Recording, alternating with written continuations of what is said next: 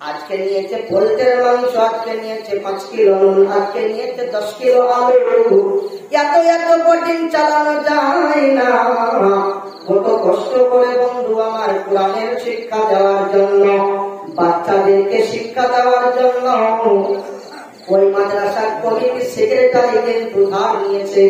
বলা হয়েছে 1 মাস হবে, তারপরে তোকে দিয়ে দেবো রে আল্লাহর গোলাম। 1 মাস যখন অতিবাহিত হয়ে যায়, তখন কিন্তু আল্লাহর বান্দা ডাক দিয়ে বলেন, ভাই এবারে 5,000 টাকা হয়ে গেছে, দিয়ে দাও। গালে হাত লেগে গেছে, মাদ্রাসার সেক্রেটারির গালে হাত পড়ে গেছে। কি করবো আল্লাহ, তো পয়সা তো আমাদের কাছে নাই, এখন সিজন নাই, অক্সিজেন। একটু আগে মাওলানার মুখে আপনারা শুনতে পেলেন যে সিজনটা হচ্ছে অক্সিজেন। কি বল মাত্র কি শয়তানে গুরু দিচ্ছে না, চুপচাপ বসে। আল্লাহ পাক তাবারাক ওয়া তাআলার বান্দা কিন্তু তার টাকাতে বসে আছে। মাদ্রাসার কর্তৃপক্ষ কিন্তু বলছে, ভাই আর 2 দিন দাঁড়া, আর 2 দিন দাঁড়া, আর 2 দিন দাঁড়া করতে করতে 1 মাস আবার কেটে যায়।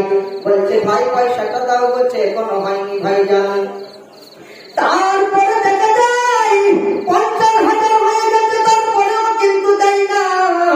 আসলে দেব না বলে নিয়োগ করে নাই, বাবা বলছে, কিন্তু মাদ্রাসার হাল হতে খুব খারাপ, যার জন্য মাদ্রাসার কমিটি কোনো টাকা দিতে পারে না।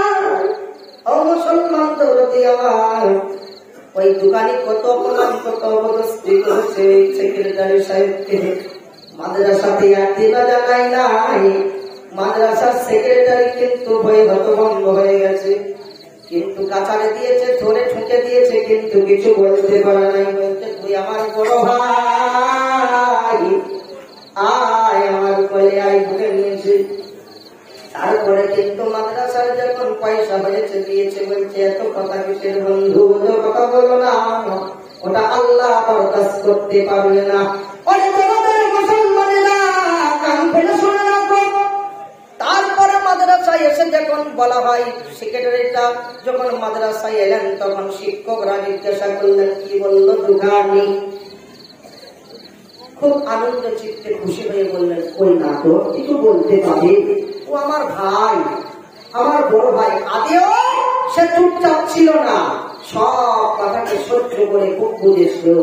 তারপরে আপনার ওই দামটা দিয়েছিল। বন্ধুগণ আমার, পড়াছিলা মাদ্রাসার জন্য, কোরআনের জন্য, যে কোরআনকে ইংরেজের বাচ্চারা, যে কোরআনকে বেঈমানের বাচ্চারা কুড়িয়ে দেওয়ার জন্য সব কোরআনকে বিকৃত করেছিল, জাহাজের মধ্যে তুলে নিয়েছিল, ওইটাই কোরআনকে কুড়িয়ে দেবে। কিন্তু একটা মানুষ এসে বলল, বাবা কোরআনকে যদি পুরাতে চাস, তাহলে কিন্তু কোরআনের গাছ ভাঙতে হবে। কি কি বাবা, কোরআনের গাছ মানে যায়, আমার সঙ্গে আয়।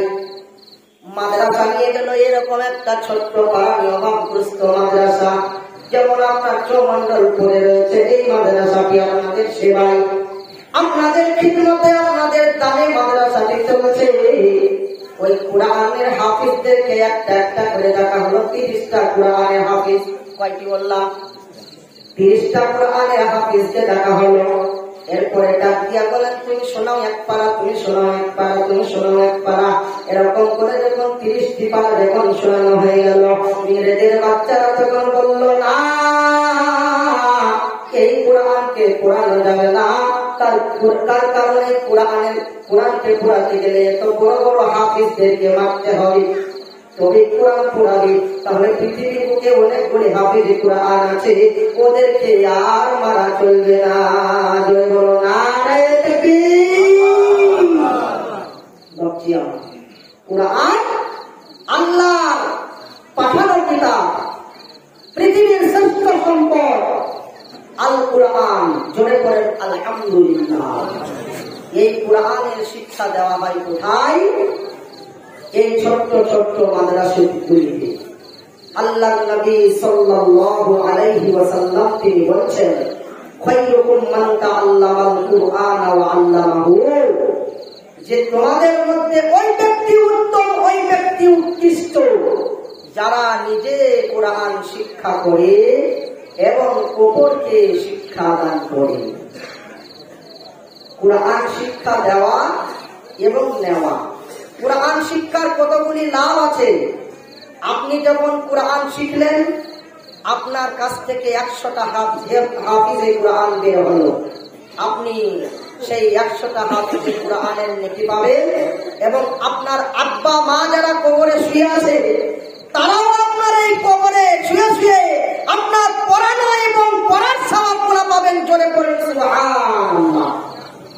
এটা কোরআনের মানে স্বভাব। কোরআন দেন, আল্লাহ দিচ্ছে, কোরআন থেকে পাওয়া যাচ্ছে। সেই কোরআনে আল্লাহ পাক তাবারাক ওয়া তাআলা তার বান্দাকে বলছেন, বান্দাদেরকে বলছেন, ইমানদার বান্দাদেরকে ডাক দিয়ে বলছেন। সূরার নাম সূরা সফ, পারা নাম্বার 28, আয়াত নাম্বার 10 থেকে 11 পর্যন্ত আমার আল্লাহ পরিষ্কার বললেন কিরকম জিনিস দিচ্ছেন। দেখেন, জাহান্নাম থেকে বাঁচার রাস্তা, জান্নাত পাওয়ার রাস্তা দিচ্ছেন।